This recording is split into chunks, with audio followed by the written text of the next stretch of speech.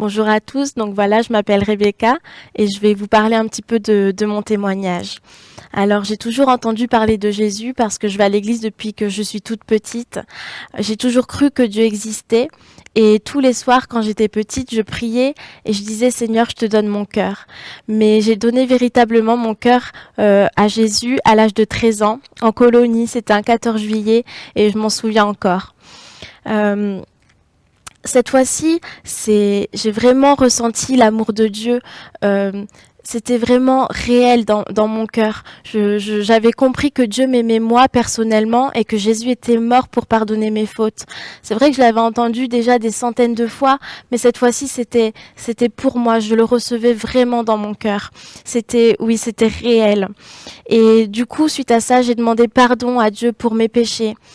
Et un an après, j'ai décidé de prendre mon baptême parce que je voulais suivre Jésus, je l'aimais, je voulais que ma vie soit pour lui. Et pour moi, le baptême, c'était une façon de prouver mon amour envers le Seigneur et de m'engager vraiment. Malheureusement, quelque temps après, je me suis éloignée de Dieu petit à petit. Je lisais moins ma Bible, je priais moins. Et j'avais même plus envie d'aller à l'église parfois. Et puis les sorties, les amis, les soirées, tout ça prenait en fait toute la place. Et je me suis mis aussi avec un garçon avec lequel je suis restée assez longtemps. Et je savais que c'était pas la volonté de Dieu pour moi, mais j'étais amoureuse et j'ai préféré en fait faire ce dont j'avais envie et pas plutôt qu'obéir à Dieu. Et les années passent, je continue à aller en colo chaque été. Et à chaque fois que je repars de colo, ma foi est boostée à nouveau. Mais dès que les cours reprenaient, ma vie en fait d'avant reprenait aussi. Et voilà, les soirées, les amis, encore une fois, tout ça prenait toute la place. Et en fait, j'avais plus de place pour le Seigneur. Et je savais que tout ça, c'était pas bien vis-à-vis de Dieu, mais la tentation, elle était trop forte. Elle était plus forte, en fait. Et puis l'année du bac arrive, et clairement, j'avais pas des bonnes notes. Je savais que j'allais pas réussir mon examen. Et pendant ma semaine de révision, juste avant le bac, j'étais là dans ma chambre. Je me vois encore avec toutes mes feuilles, tous mes cours autour de moi, en train d'essayer de réviser une année scolaire en une semaine. Et j'y arrivais pas.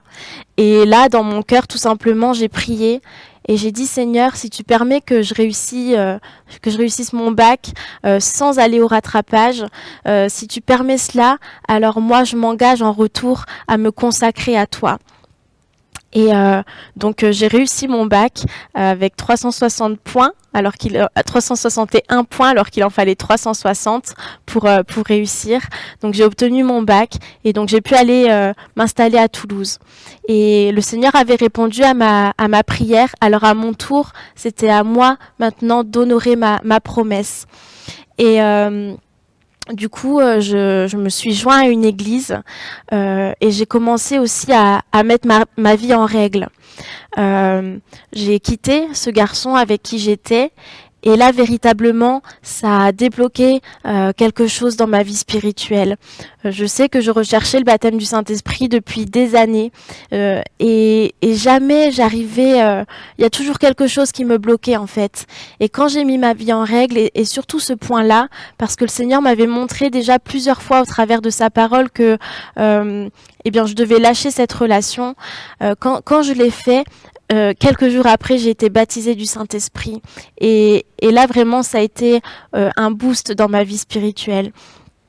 Donc voilà, j'ai mis ma vie en règle et puis j'ai commencé à fréquenter mon église de plus en plus. J'allais à toutes les réunions, que ce soit en semaine, que ce soit le week-end, le samedi, le dimanche. Dès qu'il y avait une réunion, j'y allais parce que j'avais soif de connaître plus le Seigneur et j'avais soif de lui plaire. Donc voilà, j'allais aux réunions et j'ai commencé à servir Dieu. Tout simplement. Et puis ensuite j'ai aussi servi Dieu donc dans mon église mais aussi dans des colonies et c'est là que j'ai rencontré celui qui allait devenir en fait mon mari. Et je vais pas tout vous raconter, mais là aussi le Seigneur a vraiment tout conduit. La vie sentimentale, c'était vraiment un domaine dans lequel je voulais pas me tromper, parce que je sais les souffrances que ça peut engendrer aussi par la suite. Alors, on a beaucoup prié, chacun de notre côté. Lui, il a prié, moi aussi. On a prié ensemble aussi de temps en temps. Et quand on a décidé de se mettre ensemble, on savait que Dieu validait notre choix, notre décision. Et donc aujourd'hui, on sert le Seigneur ensemble.